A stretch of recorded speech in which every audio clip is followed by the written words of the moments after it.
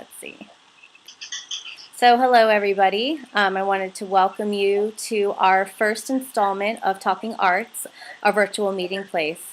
This is our online launch of Caribbean InTransit's issue 4, Cutting Edges, New Media and Creative Entrepreneurship. My name is Kathalene Razzano. I'm the managing editor of Caribbean InTransit, and today I'd like to welcome Edgar Endress.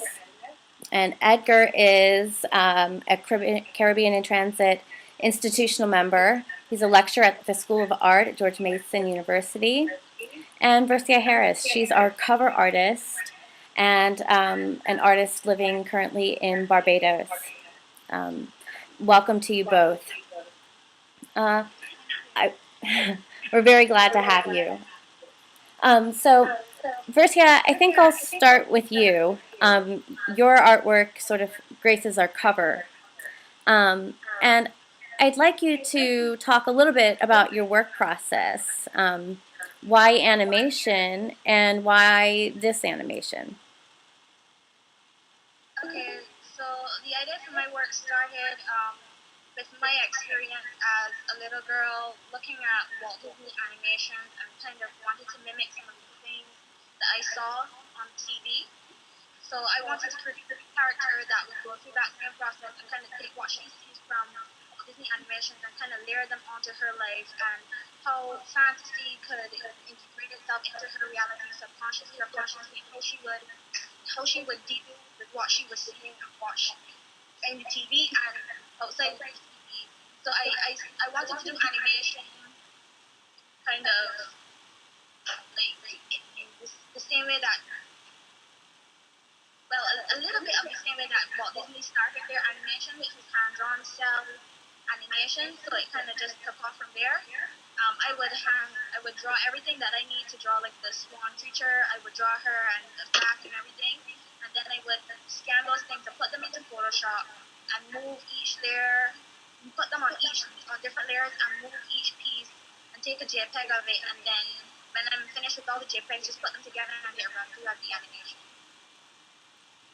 Thank you.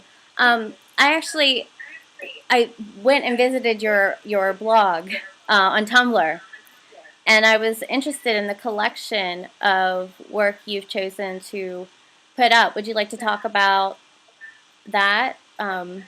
It seemed like it was a collection of your own artwork and then other artwork that you've been inspired by or something along those lines.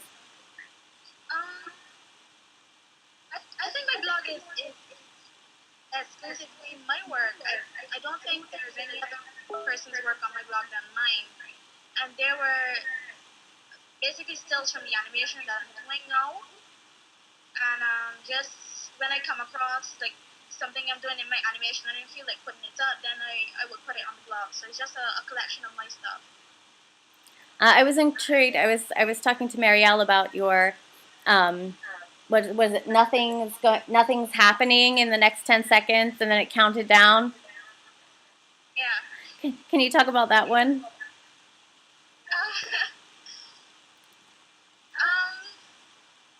Well, the idea behind that is like, I'm not really sure what it was. It's like one of those things that just popped into my head that everything and nothing is happening all at the same time. So it's just like, I don't know. I'm not really sure if I can explain that one very Well, I thought it was interesting because I watched it. I watched it count down from 10 and start over and count down from 10. So.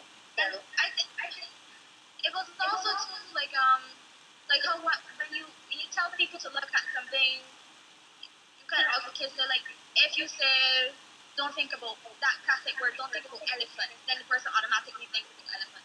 But when you say nothing is happening for the next 10 seconds, but something is actually happening, the thing is actually counting down. So it's like, what do you think about when that statement is said, nothing happening is happening for the next 10 seconds, something actually is.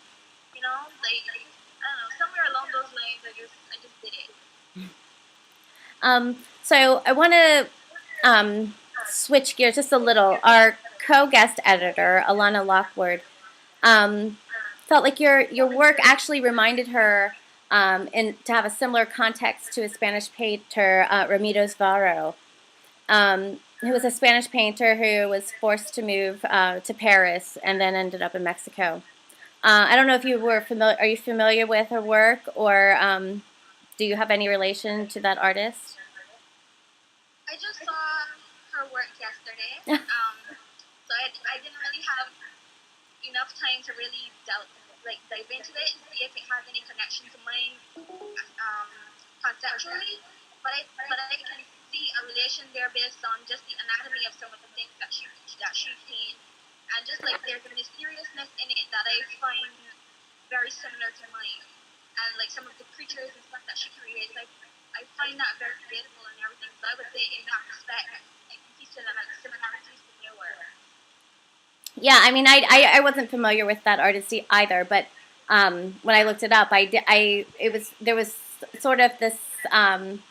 There was sort of a synergy or a complementarity between the two of you. So that was really interesting.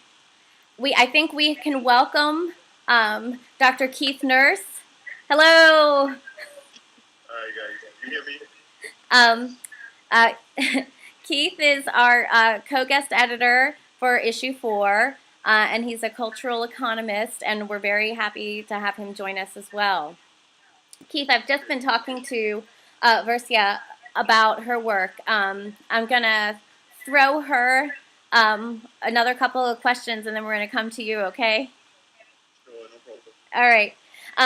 So part of the work that Caribbean InTransit is trying to do is sort of um, help mold and form and shape a Caribbean arts community. What would that look like for you? I think what has been happening recently within the Caribbean in terms of art, I don't think the TV community in the future would look very different from that. Only thing, I think it should be a little bit just more solid and more, I guess, together. But based on how like one platform in one country would kind of reach out to another, and everybody's trying to kind of like join up, and then there is these different magazines online or physical that try to bring all Caribbean artists together. I think that we're trying now, and I think that in the future it should just be more solidified and more established, and that's what it looks like. Okay. In terms of being more established, do you mean like institutionally? So maybe within universities or governments? Yeah, yeah. I think also that the government should start to play a role in it, because I mean, honestly, we have to do it ourselves at first, and then show them what it looks like. But I think that they need to have some part in it, and also to establish national galleries in various countries. And yeah. Okay. Well, that is going to take us into Keith's work. Thinking more in terms of cultural industries, the relationship between the arts and government and private sector. Keith, we were wondering if you could talk about what the role of a cultural economist is in the development of a networked arts community. Oh, hi guys. Hi. For my paid participation. That's an interesting question. I've been playing this role in the arts community in the Caribbean and around the world. For it must be more than 15 years. That probably did. And I think the main content that I've been making is to, first of all, help people in the arts community understand the economics of what they do. Who have been doing a lot of economic impact assessments in various sectors. The other thing that I do is help people in the arts community develop things like strategic plans and business plans. Now, there's always a challenge there because the language embodied in those instruments, let's call them instruments, very often alien to people in the arts community. And the key issue here, though, is that more and more governments and other institutions have become more interested in the arts and the creative economy or the creative industries because of its economic impact. Mm-hmm. So whereas, 10, 15 years ago when I was arguing these things and writing about it, very few people were interested. Now the level of interest is of a higher order. And in that regard, I think there's a significant opportunity for people in the arts economy to benefit from this process. It's not automatic. Mm-hmm. And that's a trick because in the arts, there's something called a political economy. Mm-hmm. And aesthetics itself has a political economy, or what I call a cultural political economy. And there's a proper dimensions of critique embodied in work. So the question of merges, how can that community be true to their voice and participate in this commercial realm? Mind you, much of the arts already operate in the realm. If you're going to be going in a gallery, that's a commercial. But just being an artist is a commercial risk. You have to hide your paints and your canvas and all those kinds of things. The commercial realm is not an alien process or side of the community's day-to-day activities. However, the biggest challenge, though, is getting the two refugee partners to speak the same language. People in the arts community generally don't have a clear understanding of what governments and development institutions and so on want out of their engagement, and vice versa. Mm-hmm.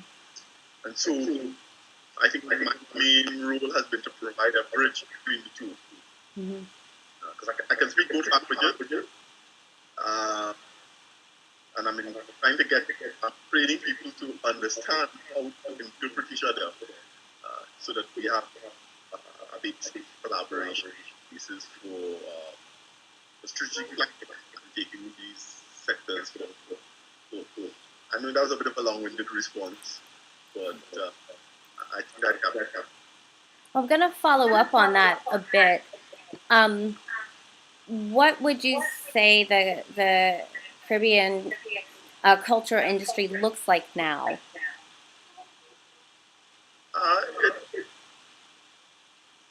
Let me put it this way. The biggest challenge is we are moving very slowly in terms of policy and in terms of building an industrial capability to respond to how the global creative economy shifted. So, when I first started working in this area, Facebook didn't. Mm-hmm. There was no Twitter, and you couldn't do what we could do on Google, and there were no iPads and no apps. Those are games. In the sense, the basis for commercializing, distributing, and even just recording what happened in the economy or the artistic process has shifted significantly in the years. In the realm of work, I'm engaged in other areas of education study.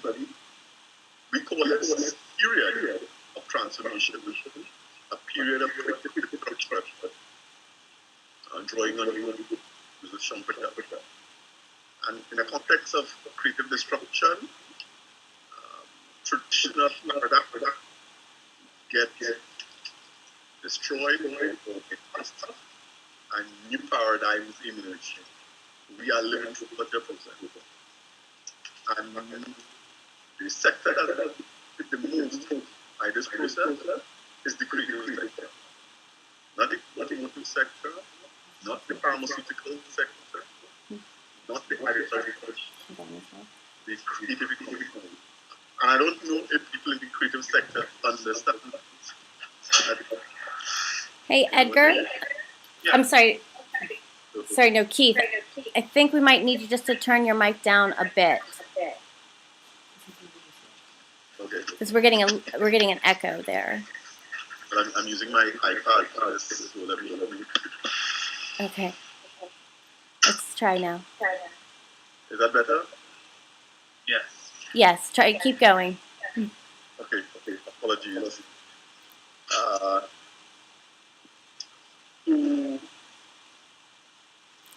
So what is required is there are no group,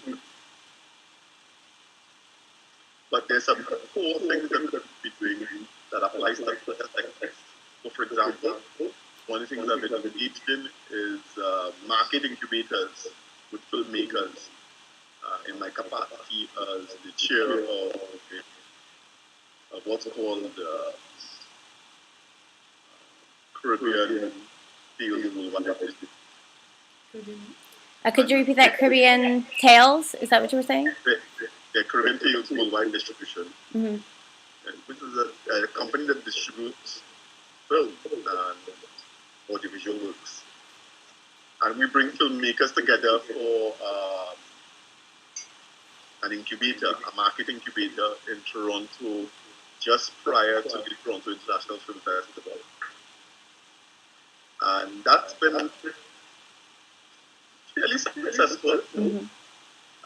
Because many of the filmmakers who participate have gone out to do, far more significant things than we had even anticipated.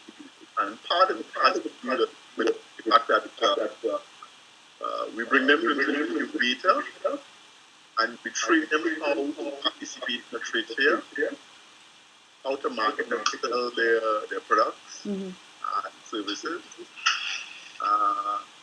and how to engage in a marketplace or marketplace, which is increasingly a virtual. So that similar process is required for almost every sector in the arts and the creative sector. So visual artists also need to be able to learn what the market, who are the people who are going to be interested in your work, and those sorts of things. Yeah, I think actually you kind of touched on my next question for you, which was to talk about your experience with Caribbean Tales and your you recently produced Forward Home in collaboration with Lisa Wickham and her team. What do these projects potentially contribute to a network's art community? Just Well, maybe I can start with my own documentary. It's been very, very successful from an academic standpoint, not from a commercial standpoint, but the objective was never commercial. The documentary has been screened in multiple locations all around the world. So it's been screened in 3 or 4 film festivals. Toronto Film Festival, a festival in Colombia, and one in Toronto, and another location I can't recall. In Washington, D.C., at the American Film Institute. And but it's been shown in several universities. So at Oxford University, Sussex University, Amsterdam University, University of Geneva, shown in many tourism organization functions, whether it's in New York or in Salvador. Documentary has been used in migration worldwide. So it's been reviewed.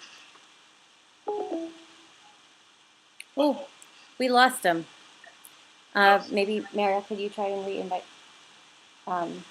Keith? He's gone. But we're going to continue. And Edgar, I wanted to get to you because I feel like we've got a nice transition from Keith's work to your own work. So you are both a member of the Academy as well as an arts practitioner, and you're actively involved in the Floating Lab Collective. Now, how do you see this as responding to the idea of a networked arts community, and how does scholarship inform your practice and practice inform your scholarship? Sure. I think I have to start with explaining the process what I embark on or what I believe on. I think over the past couple of years, we observe this idea of the narrow caste code not working anymore. And let me explain narrow caste code. It's the idea that there's a code that only maybe a privileged group of society can understand, as opposed to the broadcast code, which is a TV-based system in a way that everybody can understand. But so the idea of the narrow caste code is the idea that the privileged group of people will understand. It was directly linked to the idea of contemporary art. So in that context, what it means today to make art, what it means today to be part of an art process, in a way. And for me, they have to relate to the idea of engaging in a much more open way with the creative process. So the creative process, I observe it as a form of putting together or come closer between the relationship between life and art. How we can make that relationship to be what it used to be. Art was always part of life. Aesthetic form always been part of life, and somehow it was commodified and it was fragmented by the idea of the authorship, the strong idea of the author, that kind of own a piece and has a privilege and has a kind of economic finance system associated with it. So the idea of kind of question the idea of authorship, question the idea of the creative process, question the idea of the relationship of art and life, attempt with the creation of Floating Lab Collective. And my attempt of that is how that basically impact our education system. What it means to be an artist today versus what it means to be an artist 20 or 50 years ago or 20 years ago. What is the role that museums play today within the context of society? And I think this magazine, that's a really good, it created a really good example of a practice where somebody with an idea just run with it and then make a group of people turn around and kind of engage with it. So to respond to the question, I think maybe you haven't responded, just kind of lingering around. Basically the practice, it needs to be, to have a truly a scholar experience, the art practice needs to be absolutely linked to the process of teaching. It's the only way that the practice of teaching is kind of anchored on a process of in a truly creative process. So basically, the whole idea behind this, the goal of this, is create some sort of active citizen. And I want to repeat one more time, putting art and life together. I don't know that answer. That was kind of lingering into me. Well, I want to tease out maybe a bit more, speaking to the actual form of your practice, given your experience with the collective, and the collective, it seems to me, has intervened in various spaces and in different ways. What are the particularities of some of the spaces you have worked in, and is there connection there between form and space? Yes. Basically, the collective operate from the perspective of a context. We privilege context, and we privilege the historical legacy of the place and the meaning of the place and the space. So in that context, we start from that perspective on. We have the chance to work from Colombia to Berlin in many projects in multiple forms. I can give you examples in a way, like the one of maybe more effective project that we did was in Colombia and Medellin, working with Afro-Colombian community, the community at large in Medellin, talking about society that some people want to see as a post-conflict society. Still thinking that Colombia is still a conflict society in a way. But so the question of historical baggage of the conflict is there. The question of race is there. The question of memory. The relationship of a country with a country like the United States, like every country in South America has an history with the United States that's really deep. So all that define a form of working in a way that is heavily political, heavily social, and heavily involved. I can talk for hours about it. The project was kind of a specific thing, kind of dealing with the idea, working with a group of females that they become the economic provider for the family. So because either their son was involved in the war and died, or their husband left, or they die, or whatever. So they become this group of females trying to kind of collectively rebuild the social fabric. So in that context, working with them on embroidery was a fantastic form of reinterpreting the conflict in a way, and reinterpreting the conflict in a way that is the memory of the conflict and the meaning of the future. I think how the progress and change can be affected by working in a collective form. Anyway, I think it's way extensive what I can say about the different places that we're working on.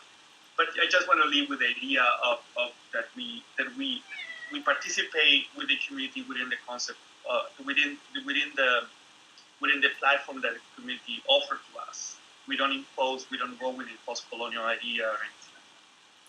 Well, let me sort of give you another focus for that idea.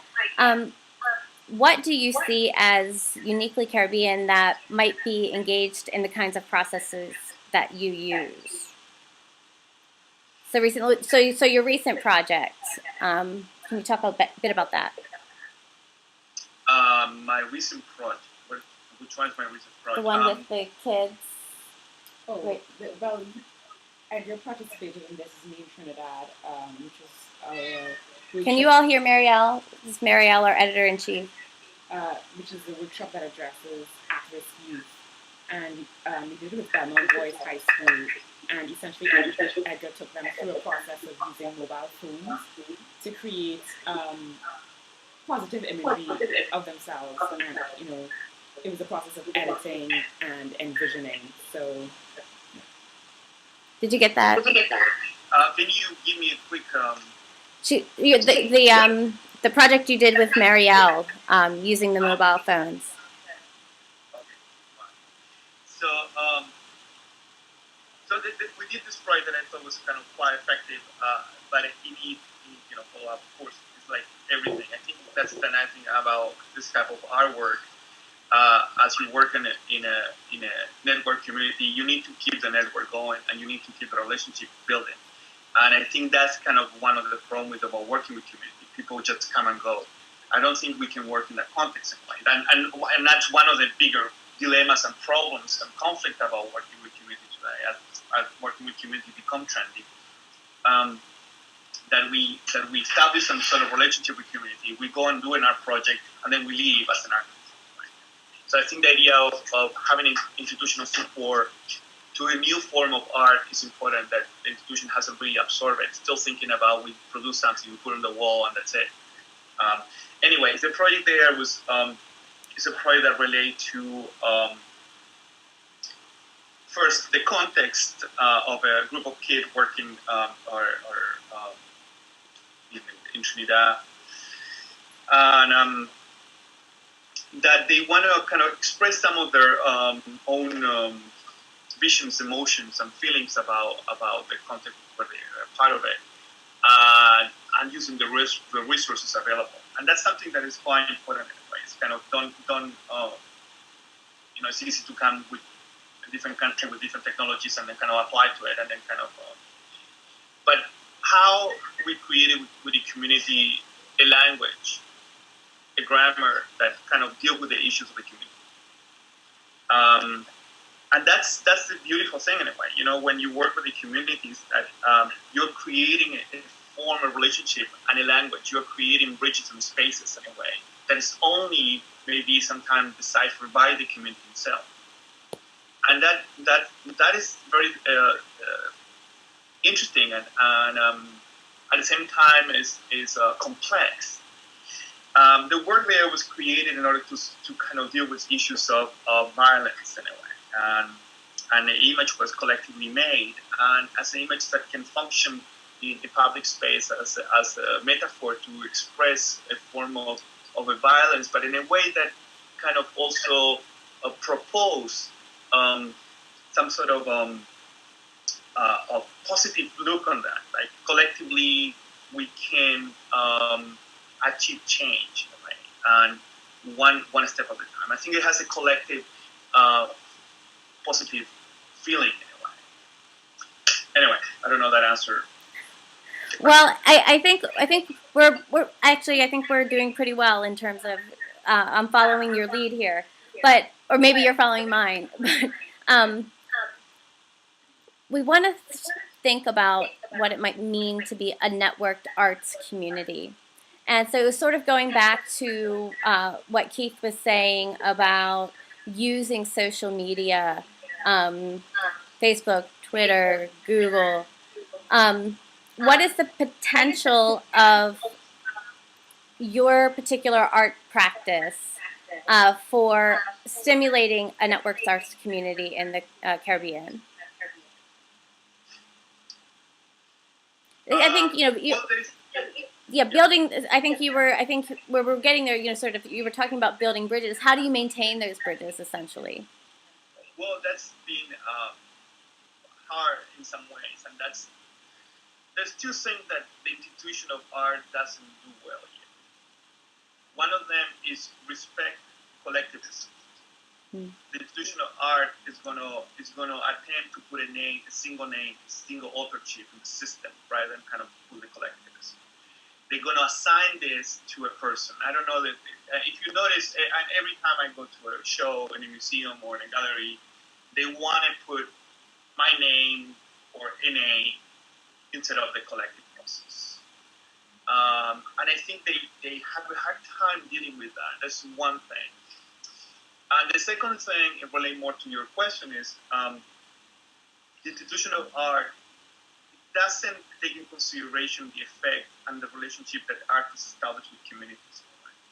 So basically, they're going to support well the production, or at least enough for do the production and create some kind of object.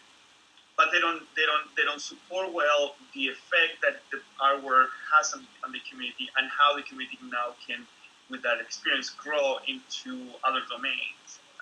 So the artists now need to find ways to not only produce the work and find a way to support coming back and kind of get a feedback or get that relationship going. We live as an artist. We live always in the age of economic disaster in a way. We are constantly kind of survivors in a way, in some way. So kind of found a way to create a relationship is I found a new economic system for us. I think one of the problem with the network and the Caribbean, anyway, come back to the question is there is a technological gap. and we know that. There's people, in countries that don't have access to the internet. There's places in this country or in any country that has no access to the internet. And that kind of amplified the divide, economic and social divide between ourselves. People who have access to the internet today can find job or reach knowledge and formal education and so on and so forth. But there are some people who have no access to the internet, so that divide is getting stronger and stronger in a way within the people who have access and no access within the economic and the social process. So the network. I think we have to be careful the way that we, as particularly we have access as scholars, as artists, we're inserted into the network community, how we foresee the other side, in a way, how we integrate people who have not already embarked into that and create platform for them to kind of found alternative and bridges to that. I don't know if that answered the question per se, but it is a complex because it deals with much more economic and social issues than other forms. Although, of course, we just lost Keith. I was going to follow up with him about some of what you're talking about. If we get him back, we'll jump back to Keith and ask him to follow up on some of this. But it's sort of a general question. Both Edgar and Versia is, and sort of the editorial group that, as we met yesterday, we're thinking of the kinds of questions to ask. And so one of the ones, and I want to include Marielle in this discussion some, is what might you describe as uniquely Caribbean in your work, or a uniquely Caribbean practice that you would like to engage? Versia, we'll start with you. Well, for most of the inspiration for my images, apart from the paraphernalia, would come from things that I see around my country, like buildings or landscapes or whatnot. So I would say that is one thing that is uniquely Caribbean, but I don't approach my work from the perspective as a Caribbean person. I just approach it from the perspective of how I used to think as just a normal little girl, and so it becomes relatable to more people than Caribbean people. Mm-hmm. So I would say that just, some of the physical aspects of it is Caribbean landscape. All right. Do we still have Edgar? Yeah, we do. Edgar, are you still with us? Yeah. Okay. Do you want to take that on? Yeah, I don't.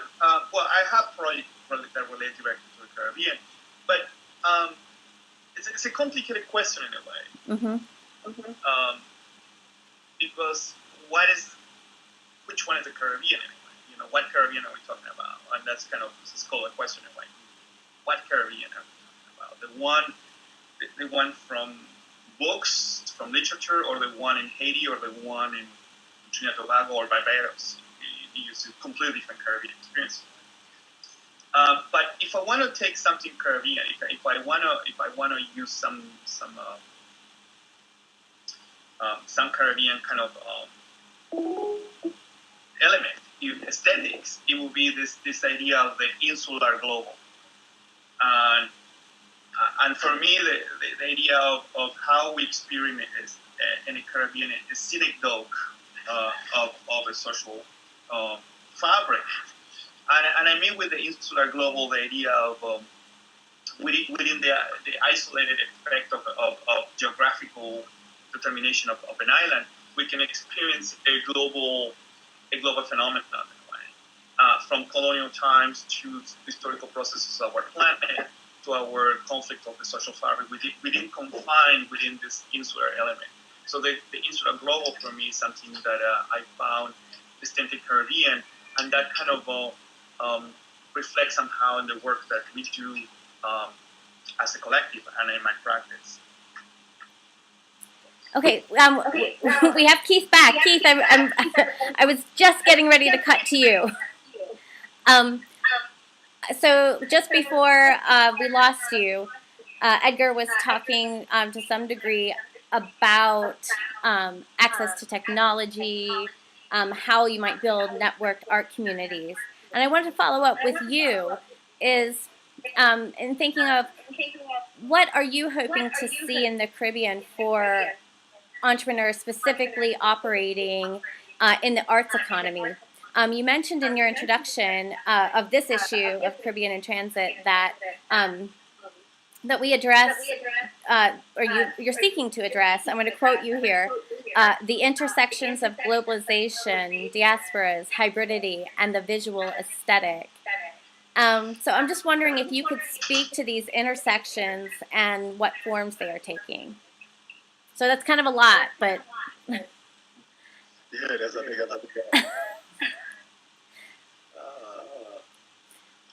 So let's start with what are you hoping to see in terms of entrepreneurial activity in the arts community? Okay, it's been a lot. I think things are possible. Yeah, hold on. If I could just interrupt you just for a second, Keith, could you maybe turn down your mic? I'm getting an echo Yeah, somewhere. I'm getting an echo from you too. Yeah, maybe if Versia and Edgar, if you could mute your mics, and then let's see if we can fix that echo. Can you guys hear me? Yes, let's keep talking, and I'll let you know if we've still got it. Okay. All right. All right. Yeah.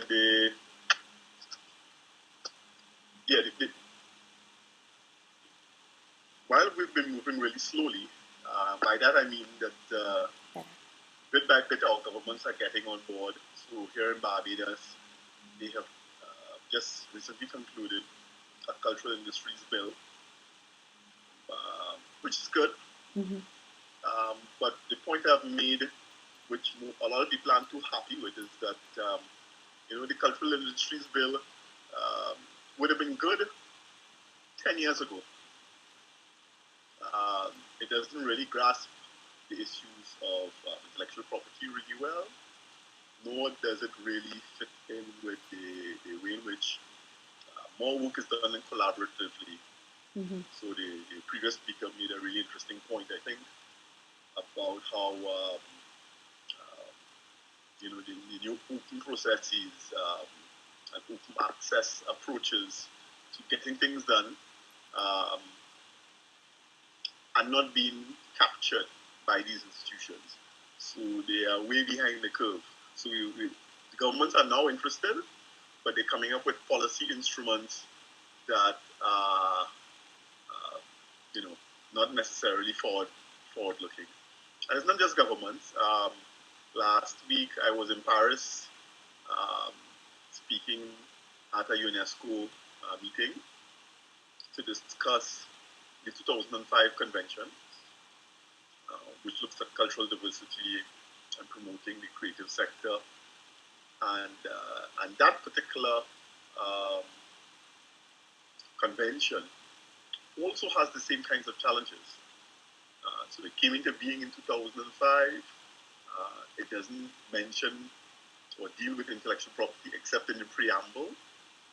They talk about cultural goods and services, but not the intellectual component. And the intellectual property element has become the most important element in terms of monetizing the creative sector. Mm. And also, it's still viewing the creative sector in some stereotypical terms. Because we now have very large companies that are exploiting the opportunities in the creative sector. For example, the company associated with the device that I'm talking on, Apple, is using creative content to sell their devices. Mm. Not just that, they've created all of these stores, whether it's an App Store, iTunes University. Google is doing the same. 70% of the content on the World Wide Web is creative content. And so these companies understand this, and they understand that people's demand for creative content has exploded in ways that no one anticipated 10 years ago. And so our governments and our intergovernmental agencies are still way behind the curve. So the companies are doing some stuff.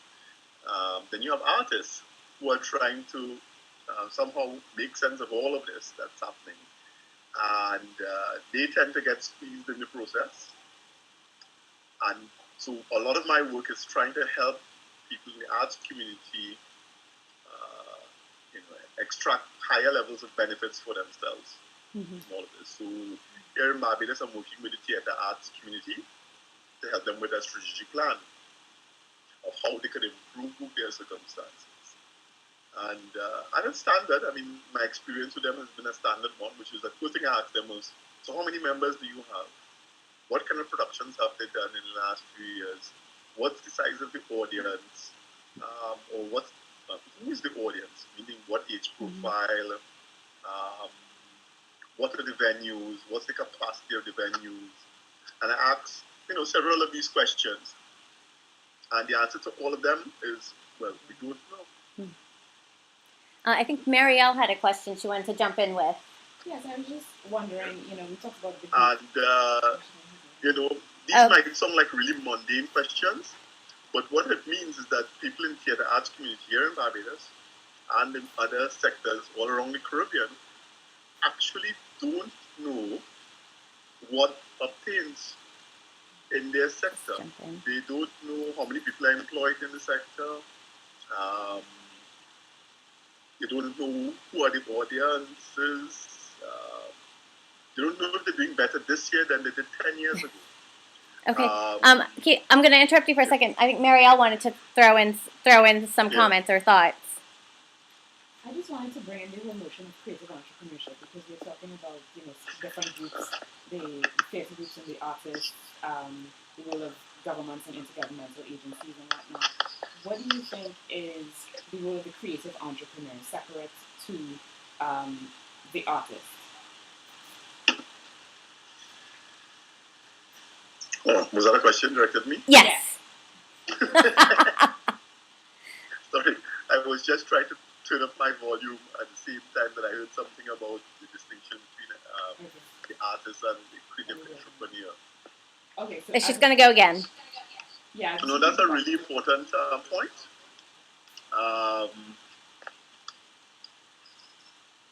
Some of what I've raised there as an example of what people in the arts community don't know is really questions that people who are creative entrepreneurs or the cultural entrepreneurs, they're the ones who need to know that, as well as the cultural managers and cultural administrators.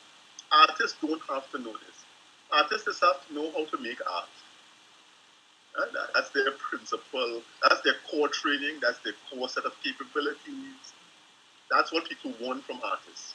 I don't want an artist to write a business plan. But in small places, in small countries, artists have no choice but to be able to know something about the business. Otherwise, they will lose their shirt. Somebody will rip them off, or they just wouldn't get into a gallery. Because the people who get into galleries are the people who are better networked. So they're bringing cultural collateral and so on with them.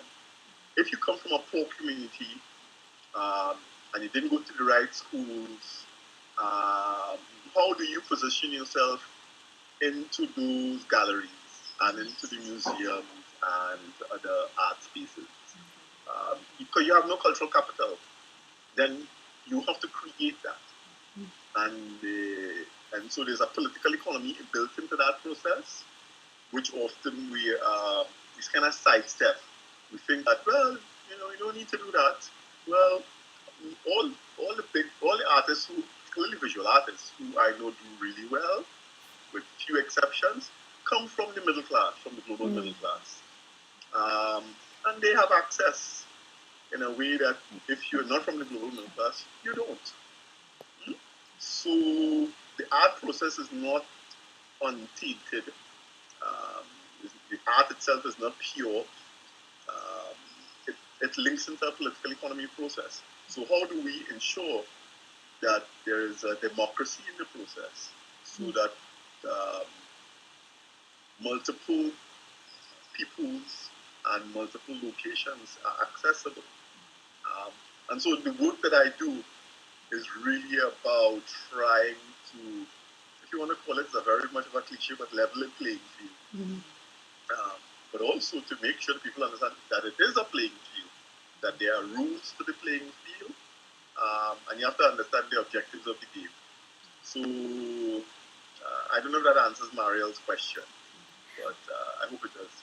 Well, I'm going to throw out a question. I'm going to start with Marielle, and then we'll sort of take general comments. So, to Marielle, what would you describe as sort of uniquely Caribbean in InTransit, or uniquely Caribbean practice? So that same sorts of questions. What do you see as the role of this journal? Well, I think we try to encapsulate it in our name, or we tried, and that's Caribbean Transit. So the idea of movement. Let's see, hold on, that's my mic. There we go. The idea of movement is, I think, one of the core ideas that or core principles that we are operating on.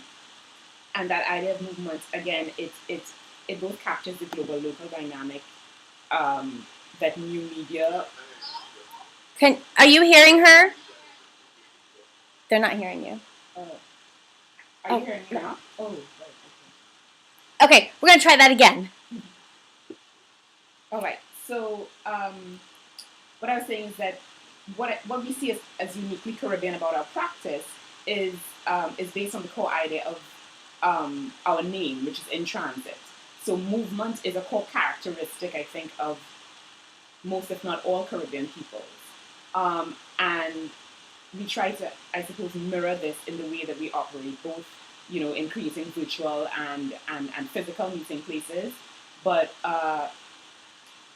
also by, a lot of the processes and the licenses that we've chosen. So, for instance, we've chosen to be an open access journal to give access to, those let's say underserved communities, those artists who don't have the training.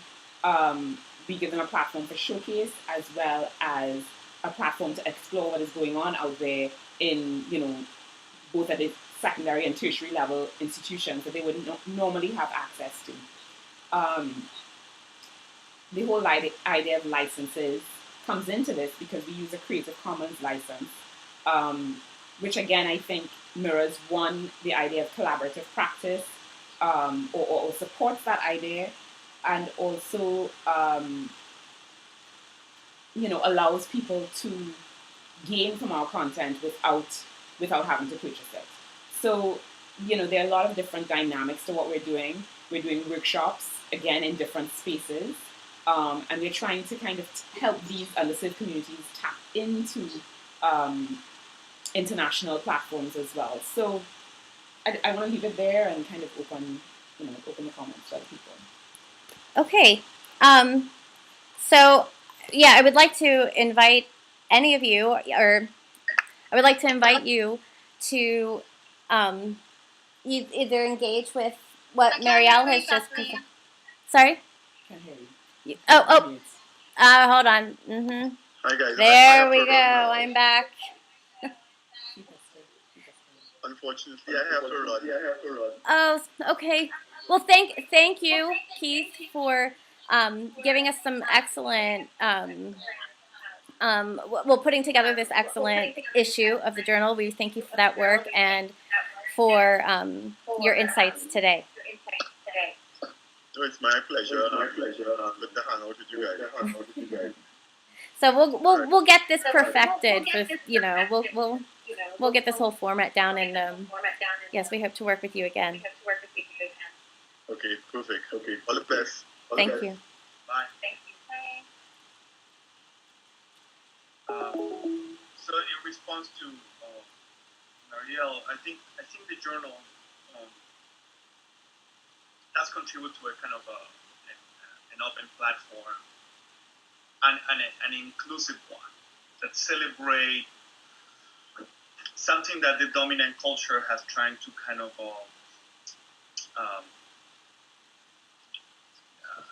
not celebrate anyway. And let me explain. In various conversations that I had in people with museums and galleries in New York, they always kind of look down at the creative process in the Caribbean anyway, particularly in relation to contemporary art. And I think this process kind of celebrate and cultivate process and plus kind of research on them and kind of motivate people to keep going. I think the challenge today about it is how reach an audience that is not like a preach to the choir. You know, how you kind of reach these other audiences that maybe it could be benefit from this dialogue. So how this journal can take different form from wallpaper or posters on the street of in Jamaica to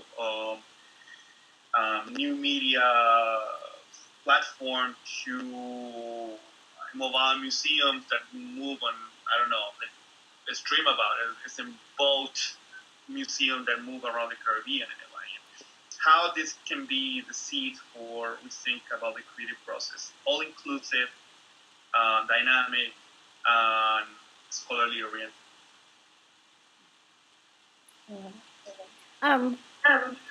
Versia, I'd like to hear some of your thoughts. Also going back to what Keith was saying about how artists need to be entrepreneurial in it seems like in the Caribbean context. I think that is a struggle because business is not something that you are taught in art school really. So it's like when you come out of that, when you are exclusively dealing with art, and then you come out of that to realize that you also have to be a business person. It's a really big struggle because you then have to learn all of that by yourself. So I think that there needs to be, I guess, something in place to help us with that.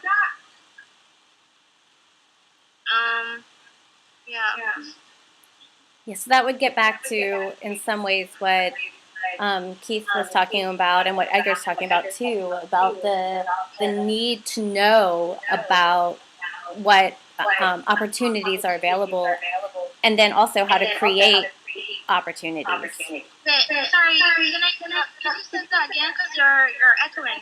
Yeah, I'm getting an echo for you. You're muted. All right, let's see. How's it now? Yeah, that's good. Okay, yeah, that's good. So no, I was saying that what it seems to me that you're expressing is related to both what Keith and Edgar were saying, is that there's a need to be aware of what kinds of opportunities are out there already existing, and what sorts of opportunities that you might be able to create for yourself, and how you might do that. I think in part what we hope with Caribbean InTransit is that it's a site, a source, a way of linking scholars and building opportunities and networks. Marielle, did you have anything you wanted to add for that? I think just as a last point, we'd like to. Oh yeah. I think there we go. go. The last point that I think just the last point. All of you to connect further, and Versia, we're kind of meeting you for the first time because you were introduced to us essentially through one of our members, and I think that's the whole point of this exercise. And so we really want to continue strengthening that network and hope that you become more involved with us and invite your friends to become involved with us in terms of the events that we are hosting, these online and physical platforms for networking and for community development, and to also kind of tell us what what we can do for you. What are the spaces that in which we can, or through which we can support you in the ways that you need to be supported. What are the kinds of opportunities you want to be generated, and how that might link with the kinds of things that we're doing. So I think it's about having more of those discussions and engaging us as much as we're trying to engage you all. And I think I know that Edgar is very open to that as well, and that's why Edgar, along with other lecturers at the School of Art at George Mason, have kind of we've been generating or developing relationships with them, and they've now become our first institutional member. And as an institutional member, essentially, they will partake in our community development, so to speak, around the Caribbean and also around the world, we hope. So I think that's it for me. Okay, any last thoughts from Edgar or Versia? You can hear him. I can't hear you. Oh, because I turned my... All right, say that again because I missed that. I just want to thank you for having me here and being a part of the InTransit Caribbean. And I fully understand what you were saying just now, Marielle, and I hope to continue being in touch and to have more discussions about how we can move forward in opportunities and stuff for artists. And I will definitely introduce this to my friends.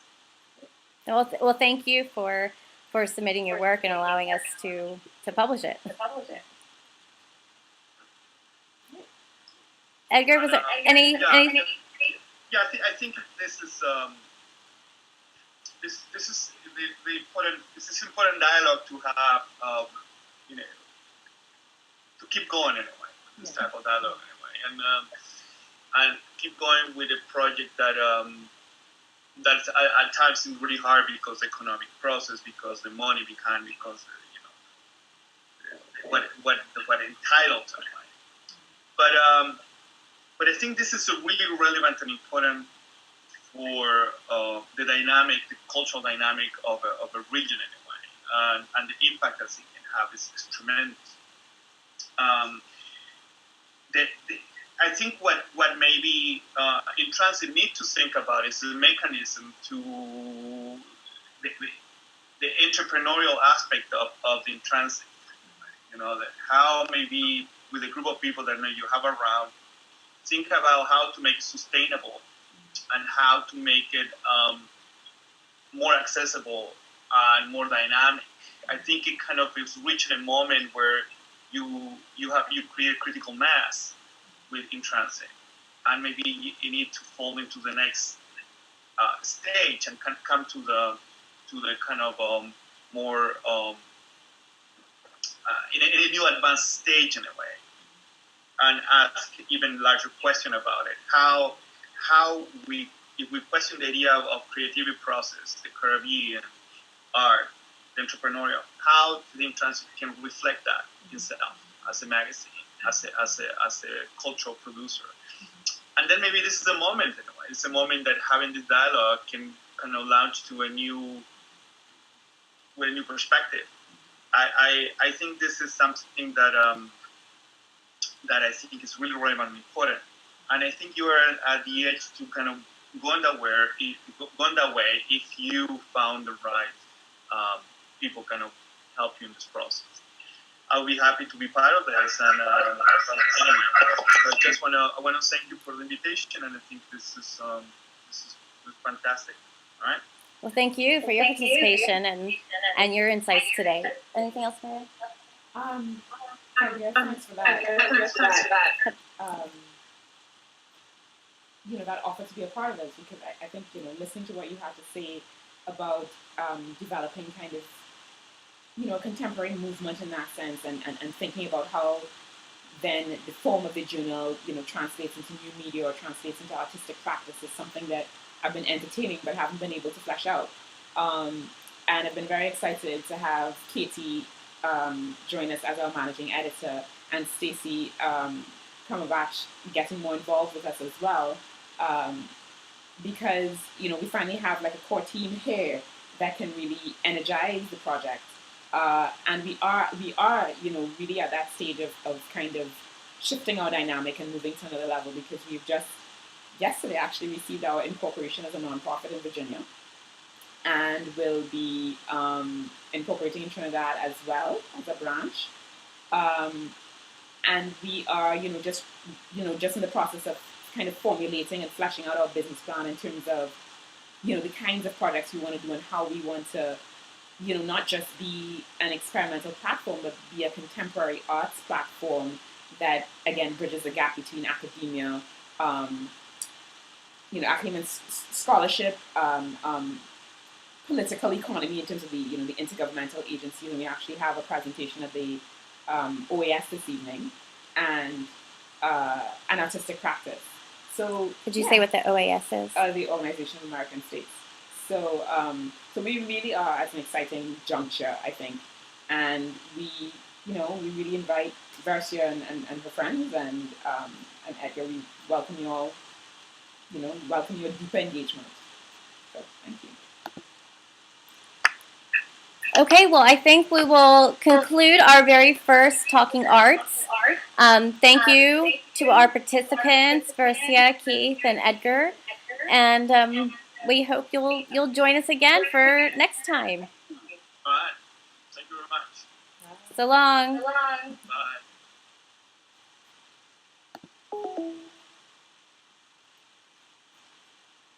Okay.